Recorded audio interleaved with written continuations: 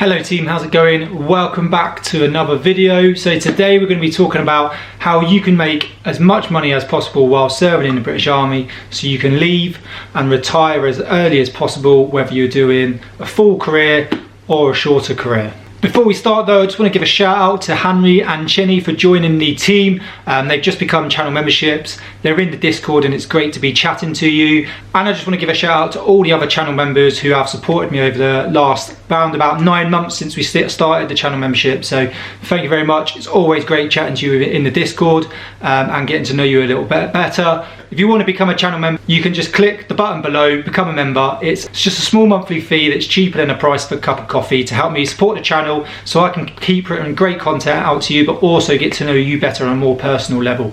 So if you want to join, just click the join button below. Talking about money then, so we make enough money in the British Army. It's not the most amazing pay, but how can you maximise that money so that you can earn as much as possible and retire as early as possible in the future? But before we start, I do just need to say this is my own personal opinion. I'm not a financial advisor. This is just what I wish I had done when I joined, or what I would do if I was joining now. I wasted a lot of my money, so I don't want people doing what I did. I had a great time, but I could have a lot more for what I've earned now than what I actually have. Even though I've got a great family, an amazing house and everything like that, I could still have a lot more. So over the years, the pension has changed quite a few times now. The most memorable ones are with the Big 75, which was a great pension, pretty much allowed you to retire the army at about age 40 after doing 22 years if you joined at 18.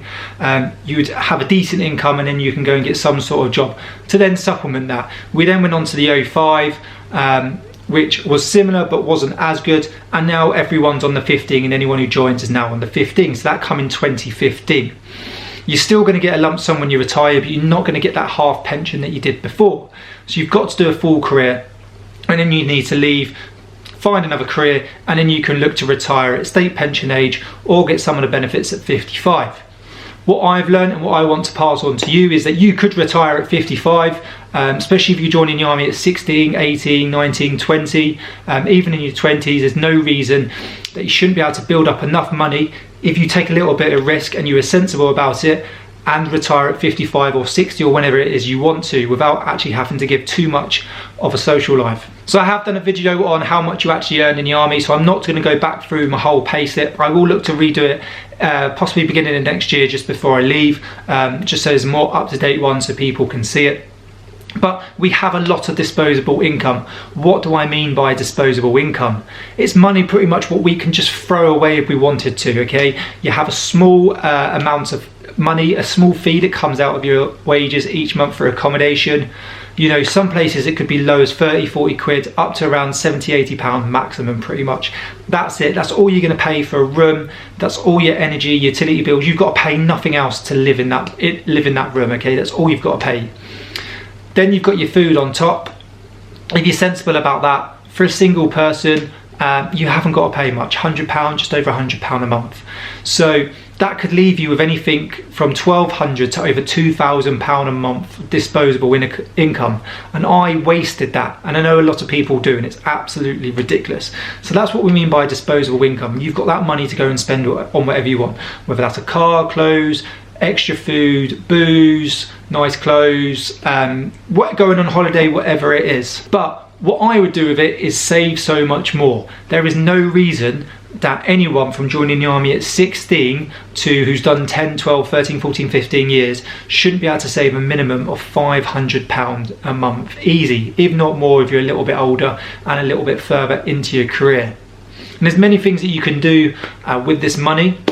Like I said, I'm not a financial advisor, this is my opinion, this is what I would do. So first of all, I would try to invest in a house as early as possible.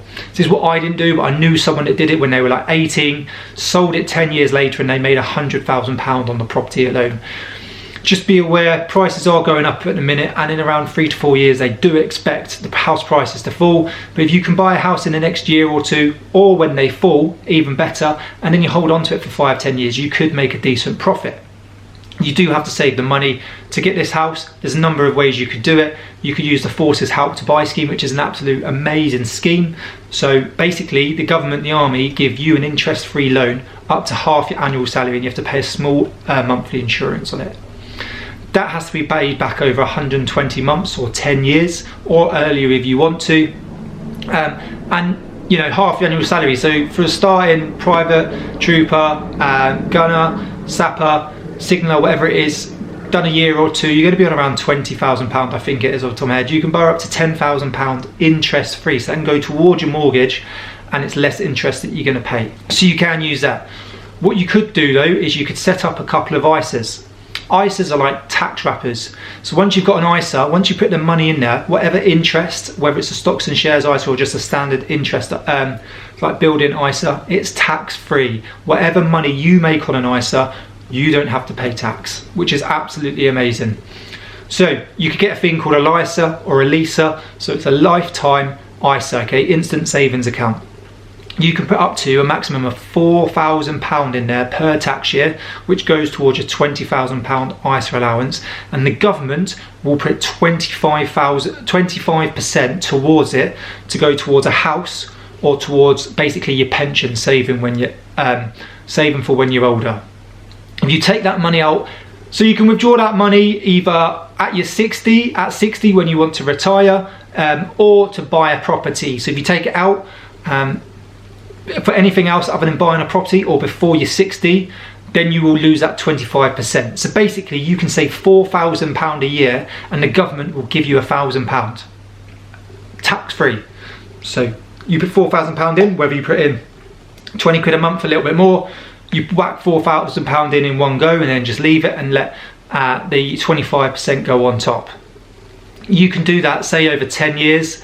That's an awful lot of money, isn't it? An awful lot of money. That's about £50,000, and the government have given you £10,000 of that over the 10 years. So that's absolutely amazing. So if you put £400 in a month, they're going to give you £100. What you can also do is set up an ISA stocks and shares. When you're young, you can set the risk up quite high if you want to, or you can sort of get someone to do it. There's many platforms out there. I use Vanguard Investor, and I put my money into there. I put it into a few different sort of equity funds, and you've got some blending funds, you've got some like retirement funds. You can do some bonds, which are very low risk. You can put them into sort of higher risk, lower risk ones, and just leave it. And you can put a maximum of £20,000 in there, or £16,000 if you put in £4,000 into your LISA. And once again, it's an ISA, so it's tax free. So the money you make on that stocks and shares is tax free. You haven't got to pay any tax to the government, and mine's been up around 20, 30, somewhat even 50% this year. So they're your two sorts of ISAs which I would open straight away. You can open them as soon as you're 18, or you can open them at 16 if you're opening a cash ISA. But cash ISA, you're not really going to make any money. The interest rates are so low, you'll actually be losing money to inflation. So you've got LISA, your lifetime ISA, and then you've got your stocks and shares ISA. When you're young, you can set the risk quite high, because if it does take a dip and you lose a bit of money, it's got time to build back up. What I'd also do as well is set up a pension alongside your pension and your state pension. So you're going to get your state pension from your national insurance, because you're going to be employed by the British Army, so you're going to be paying class 1's national insurance. You're also going to get sort of like your defined benefits pension from the British Army, so you're all going on to the 2015, the 15 pension, so look into that. What you can do is set up your own pension as well, and I've just set one up with Vanguard again, because it's nice and simple. I can keep my stocks and shares ISA with Vanguard, and I can keep the pension with that as well. Even if you only put, say you join the army at 18, even 16, because you can pretty much start a pension as soon as you're born. You've got a birth certificate. Start one up, put 20 quid in a month, 30 quid in a month. Something a little bit high risk, medium risk if you wanted to. If you didn't want to, put it in the lower risk. 20, 30 quid a month. You think that compounds over time. You can't touch it till your minimum 55. It's going to be 57, I think, by the time we're 2028. And then in a few more years, it's mostly going to be about 59 as well, as they adjust to how long people live. But just the compound effect of that. So you're going to put money in. It's going to build. It's going to be put into a little bit of equity funds, some stocks, whatever it is, whatever you choose to put it in, and it's going to build over time. You do that at 16 till you're 55. Quick maths, that's 39 years, isn't it? that's a lot of money that you can put in there. 20, 30 quid first year, then 40, 50 quid each month for the second year, 60, 70 quid each month for the third year, and until you get back to 100, 200 pounds. Like I said, you can save 500 pound a month easily in the army. If you split that down between your lifetime ISA, your stocks and shares ISA, and a pension, that's a lot of money that you're going to be building up. I did speak about sort of a cash ISA, or you've got your standard sort of like savings accounts. The interests are really low, so you actually be losing money to inflation. But I would have one set up just for like an emergency fund. I wouldn't go and be putting thousands and thousands of pounds in there just because you're not making any money on it. In my personal opinion, I'd be putting my money in a pension, a lifetime ISA if I was looking to be a first time buyer, or if I wanted to save to our 60, and then I'd be putting it in a stocks and shares ISA. That's what I would be doing. Split that down and then have a small savings account where you put a little bit of money in for things like your car, holidays, and an emergency sort of like rainy day fund, just in case anything sort of happens. You don't even need to open a savings account. If you get Monzo, I have a bank with Monzo, you can do pots. So I have a car pot, a fuel pot, shopping pot, food pot, Christmas pot, anniversary pot, birthday pot, a pot for absolutely everything. Put a little bit of money into those pots each month, let those build up, and then you can put your main chunk of savings into your ISAs and your pension. And trust me, the compound effect of that over time, with making money from your stocks and shares, you know, if you could make, say, an average, it's around 6 to 8%. They reckon from like a stocks and shares ISA over a period, you know, with fluctuation as it goes up and down. 6 to 8% is way more than you will ever make on a savings account, because I bet you any savings account now is on around 0.01 or 0.05% interest. That is all they are offering. Inflation's up around 4.2% at the minute. On average, it's around 2.5%. You know, the government like to keep it into 1 and 3, so around 2%. And the banks are offering you 0.05% interest. But food and fuel's going up 4, 5, 6%, 3% this year. God knows how many times. You don't be silly with your money. Go out and enjoy it. Don't do what I did. Yes, I had a good time. I wasted a lot of money. You can go and buy a nice car still, or a nice-ish car.